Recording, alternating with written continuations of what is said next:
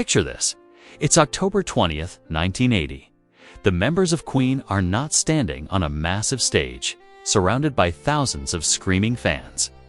They're not under the blinding spotlights of Wembley Stadium.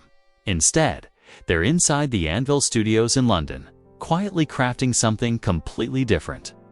Soundtrack for a science fiction adventure that would soon become a cult classic. Flash Gordon. This was a project unlike anything Queen had ever done before. They weren't just writing rock songs, they were composing an entire film score. This time, it wasn't about hitting the charts or getting radio play. It was about serving a story. The band Freddie Mercury, Brian May, Roger Taylor, and John Deacon were stepping into totally uncharted territory. And that challenge, well, that was exactly what drew them in.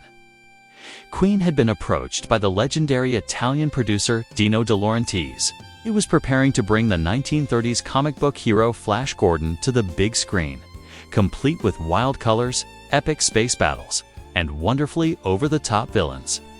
When someone on his production team suggested Queen for the soundtrack, the producer famously asked, "Who are the Queens?" You see, he had never listened to rock music. Little did he know, he was about to collaborate with one of the most innovative bands in the world.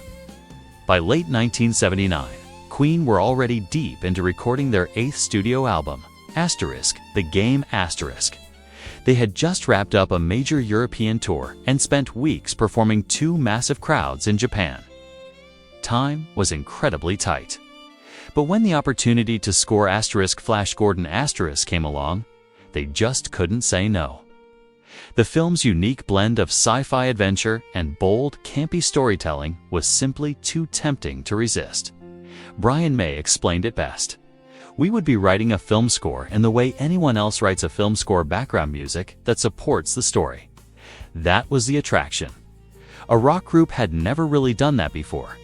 For the first time, Queen weren't their own bosses. They were writing music that had to fit a director's vision, a completely new kind of discipline for them. They watched clips from the unfinished film, studied its tone, and began composing pieces that would perfectly match the action and emotion on screen. All the while, the band was also continuing to work on The Game in Munich's Musicland studios. Producing 2 albums at the same time was absolutely grueling, but if there's one thing we know about Queen, it's that they thrived under pressure. Brian May and producer Mac worked closely on the arrangements, while Freddie, Roger, and John added their distinct magic to each scene. John Deacon later recalled that it wasn't always a smooth ride. "It was a very unusual thing for us," he said. "We got into some trouble with it." Brian wanted to use a German producer, while we wanted an album from Queen. We agreed. But it wasn't simple. Despite the creative tug-of-war, what emerged was something truly extraordinary. The Flash Gordon soundtrack became one of Queen's most experimental works. Instead of a traditional rock structure, the album flowed like a film filled with sound effects, dialogue, snippets, and dramatic bursts of melody. It was actually Brian May's idea to include spoken lines from the movie, weaving them through the music to make listeners feel like they were right there watching the story unfold. "We wanted a soundtrack album that made you feel like you'd seen the film," Brian said.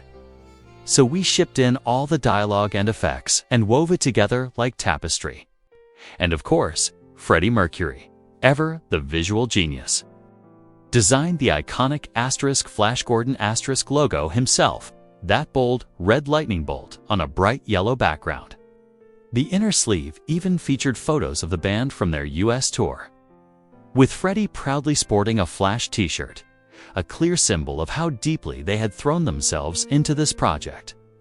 Each track on the album corresponds to a scene in the movie, from the high-energy battle theme to the hauntingly beautiful The Kiss and, of course, the unforgettable title track.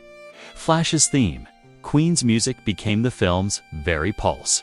Their distinctive sound, those layered harmonies, soaring guitars, and pounding drums gave Flash Gordon its heartbeat. Though some critics didn't quite get it at the time, Queen fans embraced it wholeheartedly. The album was released in December 1980, just in time for Christmas, and it quickly became a collector's favorite. The movie itself might have been joyfully over the top, but the soundtrack? It was pure Queen-deering, theatrical, and way ahead of its time. What made Flash Gordon so special wasn't just the music hit, was the spirit behind it. The band stepped way out of their comfort zone, took a massive creative risk, and succeeded in creating something both cinematic and timeless. It showed the world that Queen wasn't just a rock band. They're storytellers, sound designers, and true visionaries. Looking back now, it's easy to see how much Flash Gordon influenced Queen's evolution. It opened the door to even bigger ideas, blending rock with orchestral drama and combining pure storytelling with sound. This experience would shape their next moves. From the dance-funk experiments of Hot Space to the grand theatricality of a kind of magic and innuendo Freddie, with his natural flair for the dramatic, brought a touch of space opera to his vocals. Brian's guitars became the orchestra. Roger's drums built the tension, and John's bass gave the entire movie its undeniable rhythm. Together, they created something no other rock band had ever attempted at that level.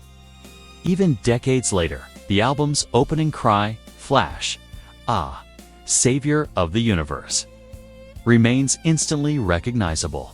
It's more than just a line from a soundtrack. It's a cherished piece of pop culture history. And it all began on that autumn day in 1980, when four men walked into a London studio armed with imagination, courage, and the belief that rock music could tell stories far beyond the stage. That's the genius of Queen. Always daring to go where others never thought to go. Always saying yes to the impossible. Freddie Mercury, Brian May, Roger Taylor, and John Deacon didn't just make music. They made moments that still echo through time.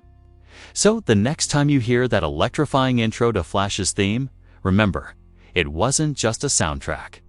It was Queen proving, once again, that creativity knows no boundaries. Because in every chord, in every echo, and in every flash of light, Queen's brilliance still shines. Thank you so much for watching. If you enjoyed this story, please hit that like button and subscribe for more deep dives into music history. Until next time, keep the music alive.